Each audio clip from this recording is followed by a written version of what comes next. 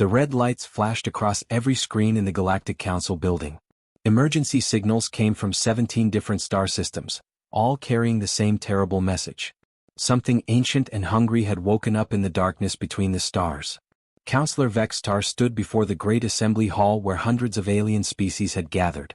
His forearms shook as he held up the data tablet. The numbers on it made no sense. 3 entire planets had vanished in less than 6 hours. Citizens of the galaxy, Vextar said, his voice carrying through the translation devices, the creature our ancestors called the Devourer has awakened from its long sleep. A wave of fear swept through the hall. Some species had legends about this monster. Others had scientific records. All of them said the same thing: nothing could kill it. The main screen showed images from the Kepler 442 system. Where 3 beautiful worlds once spun around their sun, now there was only empty space and a massive shadow. The shadow pulsed and grew larger with each passing minute. It looked like a living piece of the void itself, with tendrils of pure darkness reaching out to touch anything that came near. Our historical files show that this entity has appeared 7 times in galactic history, Vextar continued. Each time, entire civilizations threw their most powerful weapons at it. Antimatter bombs, reality-warping devices, weapons that could crack moons in half. Nothing worked. The creature cannot be hurt. It exists both in our world and outside it. When we damage it, it simply heals. When we try to trap it, it phases through our nets. And it feeds on everything: matter, energy, even the life force of planets themselves. Far from the council building, Captain Gene Park sat in his command chair aboard the human research vessel Defiance. The ship was small compared to the massive war cruisers of other species, but it was fast and smart. Gene was only 32 years old, which made him young for a captain, but humans aged differently than most aliens. His crew gathered around him as they listened to the emergency broadcast. Lieutenant Na Kim, his weapons officer, checked her instruments twice before shaking her head. "Sir, our weapons wouldn't even scratch something that big.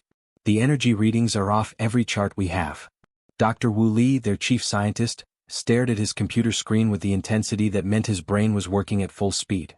At 28, he was one of the youngest quantum physicists in human space, but Gene trusted his mind more than the computers. "Captain," Dr. Li said slowly, "there's something strange in these readings." "Strange how?" Gene asked. "Well, everyone says this creature eats everything, right? But look at these debris patterns." Li pointed to his screen. "There are tiny amounts of exotic matter left behind after each planet gets consumed. Every other species calls it worthless space dust, but..." Engineering Chief Han Su looked up from her station. She was the oldest crew member at 45, and she had seen more impossible things fixed with human stubbornness than anyone else on the ship. "But what, Doc? But what if it's not worthless? What if it's telling us something about how this creature actually works?" Gene felt that familiar tingle in his chest. It was the same feeling he got when looking at a puzzle that everyone else had given up on. "Keep working on that theory, Document Na. What's the Council's plan?" "Full evacuation of 17 systems," Na reported. "They're pulling back every ship, every station, everything. They want to put at least 50 light-years between the creature and any living beings." "And then what?" asked Yun Min from the communication station. "Then they hope it goes back to sleep," Na said grimly. Gene studied the tactical display. The Devourer was moving slowly but steadily toward more populated systems. If the Council's plan worked, millions of people would lose their homes forever. If it didn't work, millions of people would lose their lives. "Sir," Han said, "I've been thinking. This creature has been around for millions of years, right? It survived the rise and fall of entire galactic civilizations. Maybe the reason nobody has ever killed it is because they've been trying to kill it." "What do you mean?" Gene asked. "What if we're looking at this wrong? What if the solution isn't to fight it, but to understand it?" Dr. Li's eyes lit up. "That's exactly what I was thinking. Every species that faced this thing tried brute force. But humans have always been good at finding the creative solution." Gene made his decision. While the rest of the galaxy prepared to run away, the Defiance would move closer. It went against every military protocol and safety regulation in the book. The Council would probably court-martial him if he survived. But sometimes the crazy plan was the only plan that worked. He opened a communication channel to the Council frequency. His message would reach every government and military command in the galaxy. "This is Captain Gene Park of the human vessel Defiance," he said calmly. "Council, we've received your evacuation orders. We respectfully decline. The communication board lit up with incoming signals as hundreds of alien commanders tried to contact him at once. Gene ignored them all. "Hold our beer, Council," he said with a small smile. "Humanity's got this." He closed the channel and turned to his crew. "Doc, I want to know everything about that leftover matter." "Han, start prepping our mining equipment." "Nah, plot a course that gets us close enough to scan this thing properly." "Sir," Yoon said nervously, "the Council is going to think we're insane." "Probably," Gene agreed. "But that's never stopped humans before." The Defiance turned toward the darkness, while behind them the greatest evacuation in galactic history began. The Defiance moved through space like a small fish swimming toward a whale. Around them, the largest evacuation in galactic history was taking place. Massive transport ships carried millions of refugees away from the danger zone. Military fleets retreated to safe distances. But the tiny human research vessel kept flying straight toward the Devourer. Captain Gene Park stood on his bridge, watching the tactical display as the creature slowly consumed another asteroid field. Each rock that vanished made the monster slightly bigger. The darkness was now the size of a small moon and growing. "Sir, we're getting hundreds of messages," Communications Officer Yoon Min reported. "The Altarian fleet wants to know if our navigation system is broken. The Council is demanding we turn around immediately. And the Vegan Defense Force is offering to tow us to safety." "Tell them we're exactly where we need to be," Gene replied calmly. "Dr. Lee, what have you found?" Dr. Wu Lee had not left his science station in 8 hours. Empty coffee cups surrounded his workspace, and his hair stuck up in strange directions. But his eyes were bright with excitement. "Captain, I think I know why this creature has never been killed," Lee said. "But first look at this." He put an image on the main screen. It showed the space where a planet used to exist, but now there were tiny sparks of light floating in the darkness. "That's the leftover matter everyone ignores," Lee explained. "Every alien species that studied the Devourer called it space junk. Worthless debris. But I've been analyzing the quantum signature, and it's not worthless at all." Engineering Chief Han Su looked up from her repair work. "What is it then?" "It's a message," Lee said with growing excitement. "The creature isn't just eating these planets randomly. It's looking for something specific. Something it's never found." Lieutenant Na Kim frowned at her tactical readings. "Looking for what?" Lee pulled up more data on his screen. "That's the beautiful part. I don't think it knows. The creature exists in what we call a quantum superposition. It's stuck between two states at the same time." Gene moved closer to the science station. "Explain that in simple terms, document." "Imagine you're starving but every meal you eat makes you hungrier instead of full," Lee said. "That's what's happening to this creature. It feeds constantly but the feeding never satisfies the hunger. It's trapped in an endless cycle." Han nodded slowly. "So it eats planets, grows bigger, gets hungrier, eats more planets." "Exactly. But here's the interesting part. The leftover matter shows traces of quantum satisfaction energy. Tiny amounts. The creature is trying to reach a state where it feels full, but it can't get there with normal matter." Yun looked nervous. "So what are you suggesting we do about it?" Lee turned to face the captain. "What if instead of trying to kill it, we try to feed it properly? Give it what it actually needs." "Which is what?" Gene asked. "I'm still working on that part," Lee admitted. "But I think it needs exotic matter with a very specific quantum signature. The kind that says, 'You are complete,' instead of 'keep eating.'" The bridge fell silent except for the humming of the ship's engines. Through the viewport they could see the Devourer in the distance, a dark spot against the stars that seemed to bend light around itself. "Sir," Na said quietly, "the Council's emergency frequency is broadcasting again. They're officially ordering all ships to retreat beyond the 50 light-year safety zone." "Are we in that zone?" Gene asked. "We're at 49 light-years and closing," Na replied. Gene smiled. "Then we're still following orders. For another few minutes." Han laughed despite the dangerous situation. "Captain, with respect, you're as crazy as the rest of us humans." "Thank you, Chief. I'll take that as a compliment." Gene turned back to Lee. "Doc, how long do you need to figure out what kind of exotic matter this thing wants?" "Give me 12 hours and access to our mining equipment specs," Lee said. "I think I can synthesize what we need." "Mining equipment?" Yun asked. "We're going to mine this creature?" "Not exactly," Lee said, his mind clearly racing ahead. "But our asteroid mining lasers can be modified to create exotic matter with very specific quantum properties. If I'm right about the creature's nature, we might be able to create the one meal that actually satisfies it." Gene made his decision. "Do it." Han, give Dr. Lee whatever he needs. Na, keep monitoring the creature's movement. Yoon, send a message to the council. What should I tell them, sir? Yoon asked. Tell them that humanity has reviewed their data and found a potential solution. Tell them we're going to attempt first contact with the Devourer. First contact. Yoon's voice cracked slightly. Sir, that thing has destroyed entire civilizations. Because they all tried to fight it, Jean said. But what if it's not evil? What if it's just hungry and confused and trapped in a cycle it can't break? Lee nodded eagerly. That's exactly what the quantum data suggests. This creature might be millions of years old, but it's never experienced satisfaction. Imagine being hungry your entire life and never finding food that makes the hunger stop. It would drive anyone insane, Han said softly. Sir, Na reported, the Devourer has changed course slightly. It's moving toward the Centauri system now. 3 billion people live there. Jean felt the weight of responsibility settle on his shoulders. If his crew was wrong, those 3 billion people would die and the creature would keep growing. If they were right, they might be about to save the entire galaxy. Set course for intercept, he ordered. Dr. Lee, you have 12 hours to work a miracle.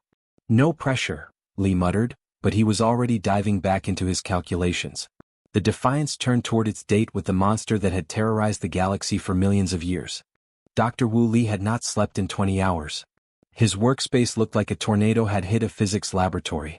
Papers covered with equations were scattered everywhere. 3 different computers ran complex calculations. Empty food containers formed a small mountain next to his chair. I've got it, he announced suddenly, making everyone on the bridge jump. Captain Gene Park hurried over to the science station. What did you find, Doc? The creature isn't actually eating matter the way we thought, Lee explained, his words tumbling out fast with excitement. It's trying to solve a quantum equation that's been broken for millions of years. Engineering Chief Han Su looked up from her modifications to the mining equipment. You mean it's doing math? In a way, yes. Every time it consumes a planet, it's trying to balance an equation inside its own quantum structure. But normal matter always gives the wrong answer, so it stays hungry and keeps trying. Lieutenant Na Kim checked her sensors again. The Devourer was now only 6 hours away from the Centauri system. So what's the right answer? Lee pulled up a complex diagram on the main screen. We need to feed it exotic matter that carries a quantum signature of completion. Imagine you've been trying to solve a math problem for your entire life, and someone finally gives you the missing number. How do we create this exotic matter? Jean asked. That's the beautiful part, Lee said, grinning like a madman. Our asteroid mining lasers were designed to break apart space rocks by disrupting their molecular bonds. But if we reverse the process and add quantum field generators, we can actually create matter instead of destroying it. Han wiped grease from her hands. Doc, I've been modifying our equipment like you asked. But what you're describing sounds impossible. We'd need to get close enough to actually feed this thing directly. How close? Jean asked. Very close, Lee admitted. The exotic matter has to be delivered directly into the creature's feeding zone. Which means we need to let it start consuming our ship. The bridge fell completely silent. Communications Officer Yoon Min stared at Lee as if he had grown a second head. You want us to let that monster eat us? Yoon asked. Just a little bit, Lee said quickly. We get close enough for it to start the feeding process, then we trigger our exotic matter generator. The creature gets the quantum completion it's been searching for, realizes it's finally satisfied, and stops eating. And if you're wrong? Na asked. Then we become the most scientifically interesting snack in galactic history, Lee shrugged. Jean studied the tactical display. The Devourer moved through space like a living shadow, leaving nothing but empty void behind it. Every military force in the galaxy had tried to stop it with weapons. None had thought to try feeding it properly. Chief, what do you need to make this work? Jean asked. Han pulled up her engineering schematics. I've already started converting our mining lasers. The quantum field generators are jury-rigged from our hyperdrive components and some spare parts from the replicator. It's not pretty, but it should work. The problem is power. What kind of power? Jean asked. To create enough exotic matter to satisfy a creature that size, we'll need to overload every system on the ship, including life support. For how long? Maybe 10 minutes. If we're lucky. Jean looked around at his crew. They were all humans, which meant they were all at least a little bit crazy. But this plan went beyond crazy into the realm of completely insane. There's something else, Lee said quietly. The quantum field generator needs to be calibrated while we're inside the creature's feeding zone. I'll have to make adjustments in real time as it starts consuming us. Can you do that? Jean asked. I think so. The theory is sound. But I've never tested anything like this before. No one has. Yoon checked his communications board. Sir, the council is sending increasingly urgent messages. They want to know our exact location and intentions. Tell them we're conducting a scientific experiment, Jean said. Which is technically true. Sir, Na said, I'm showing massive fleet movements.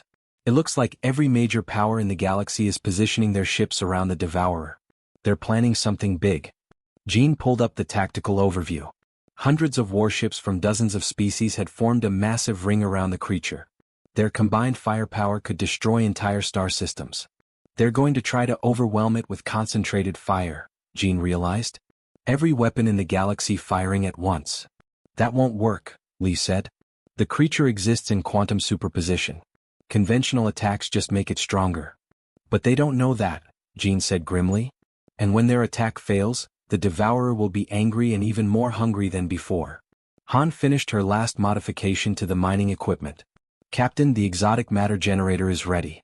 It's not going to win any engineering awards, but it should do the job. How long until we reach the creature? Jean asked. 3 hours, Na reported. And how long until the fleet starts their attack? 2 hours. Jean made his decision. Set course for maximum speed. We need to reach the Devourer before the fleet does their attack. Sir, Yoon said nervously, shouldn't we warn them that their plan won't work? They won't listen, Jean replied. Every species in the galaxy has spent millions of years believing this creature can only be fought. They're not going to trust a human theory about feeding it exotic matter. Lee nodded. Besides, if we're wrong, their backup plan might still work. And if we're right? Han asked. Jean smiled. Then we're about to solve the galaxy's oldest problem with mining equipment and stubbornness. The Defiance raced through space toward its appointment with the monster that had terrorized civilizations for eons. The Defiance shook violently as it approached the Devourer. Captain Gene Park gripped his command chair while alarms screamed warnings throughout the ship. Through the main viewport, the creature looked like a hole in space itself, darker than the darkness between stars. Range 2,000 kilometers and closing, Lieutenant Na Kim reported, her voice steady despite the fear in her eyes. Sir, I'm reading massive gravitational distortions.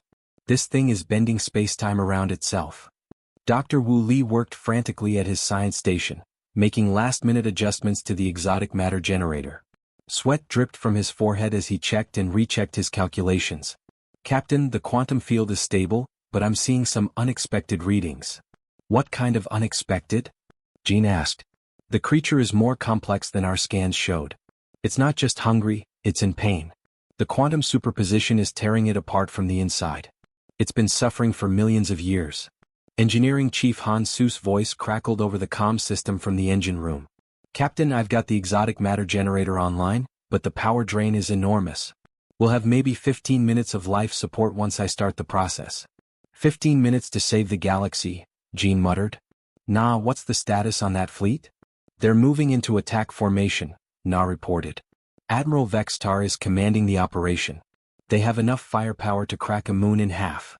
Through the viewport, tiny lights appeared in the distance. The combined fleets of every major civilization in the galaxy. Hundreds of warships formed a massive ring around the Devourer, their weapons charging for the largest coordinated attack in galactic history.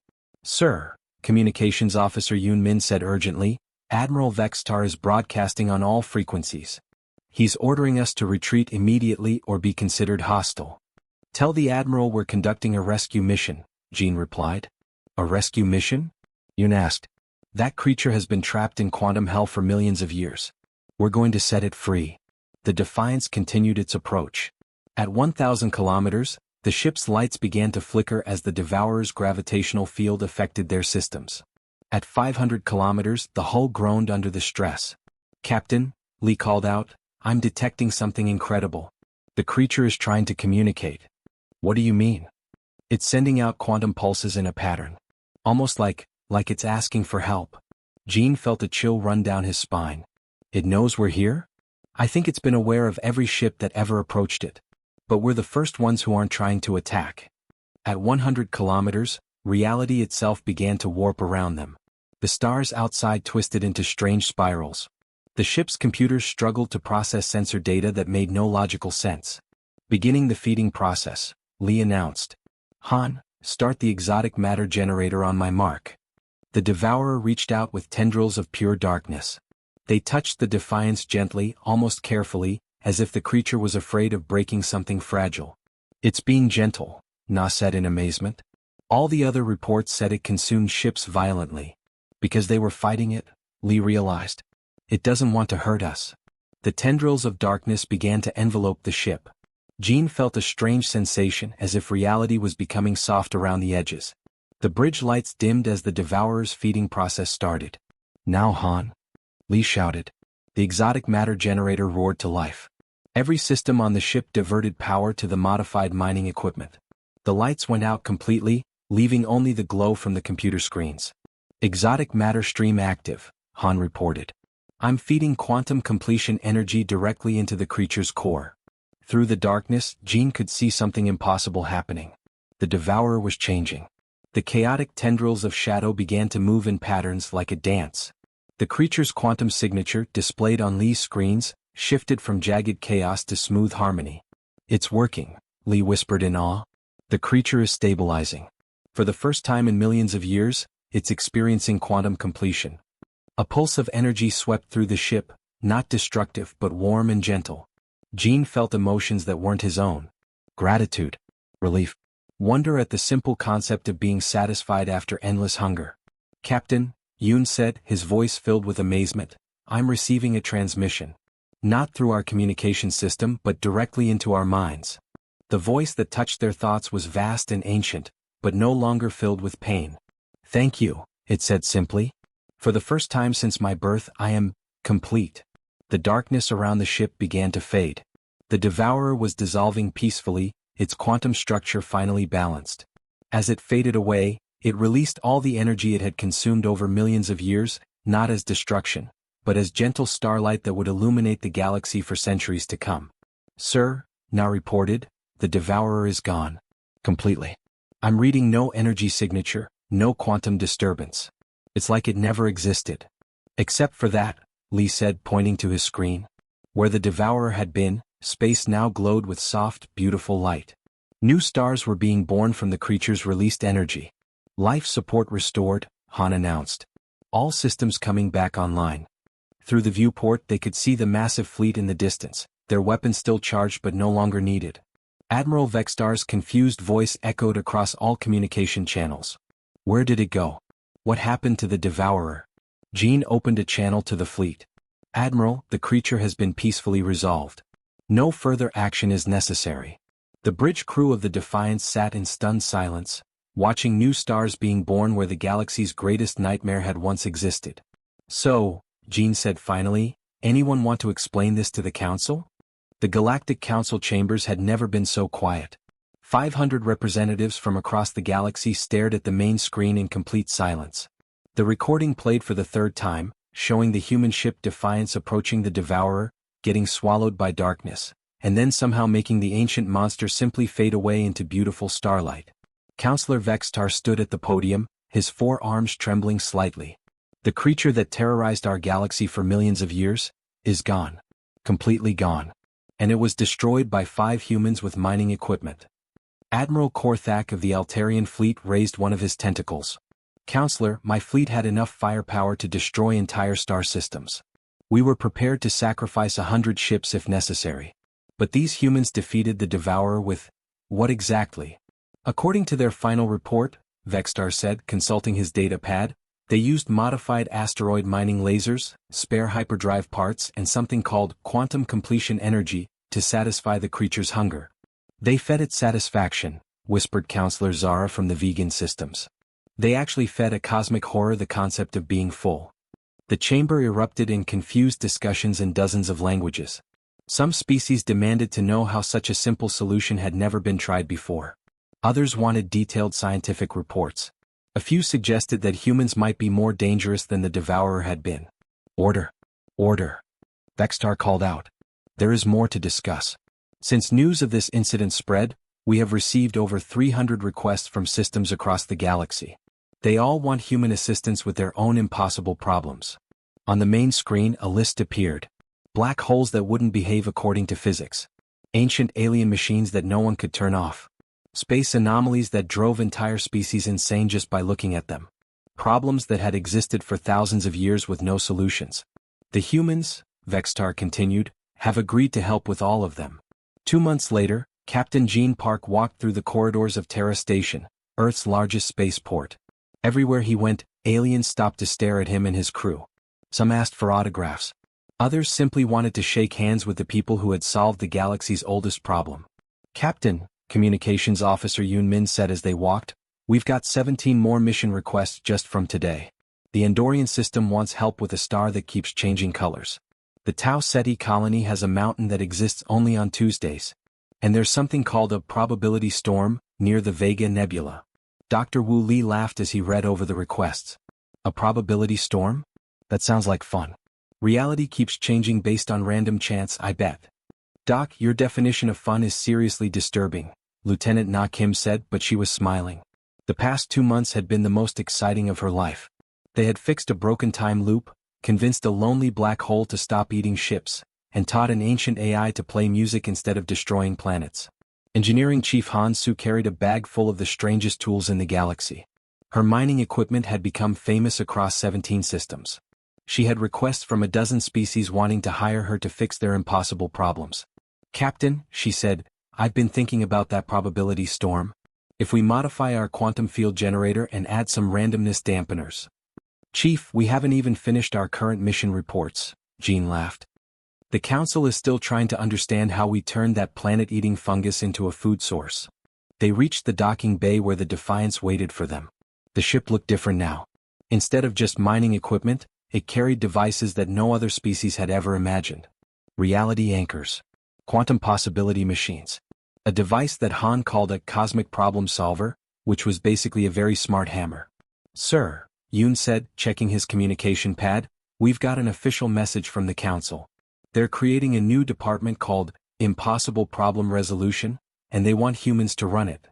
"What's the pay?" Jean asked. "They're offering us our own sector of space and unlimited research funding. Plus, we get to keep any interesting technology we discover." Na raised an eyebrow.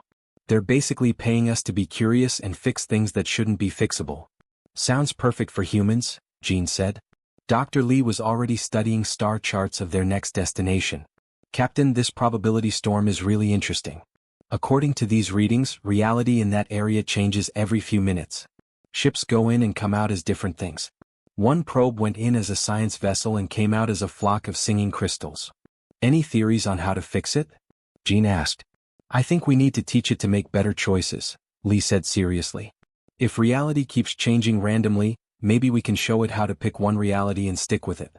Han nodded thoughtfully. "I could modify our mining lasers to project stability fields. Pin down reality long enough for us to have a conversation with whatever is causing the storm." "You want to talk to a probability storm?" Yoon asked. "Why not?" Jean said. "We talked to the Devourer and that worked out fine." As they boarded their ship, Jean received one more message. It was from a young Altarian scientist who had been studying human problem-solving methods. "Captain Park," the message read, "I have spent my whole life believing that some problems cannot be solved. But you humans have taught us something important. There is no such thing as impossible. There are only problems that haven't met the right humans yet." Jean smiled as he settled into his captain's chair. Outside the viewport, the stars waited with all their impossible mysteries and unsolvable problems. Somewhere out there, a probability storm was turning reality into chaos. Somewhere else, a broken planet needed fixing. And somewhere beyond that, the next impossible thing was waiting for 5 humans with mining equipment and too much curiosity. "Set course for the Vega Nebula," Jean ordered. "Time to teach a storm how to make better decisions." The Defiance launched into space, carrying humanity's newest reputation to the stars. They were no longer just another species in the galaxy. They were the people you called when physics stopped working and logic gave up. They were the ones who looked at impossible problems and said the most human phrase in the universe. "Hold our beer. We've got this."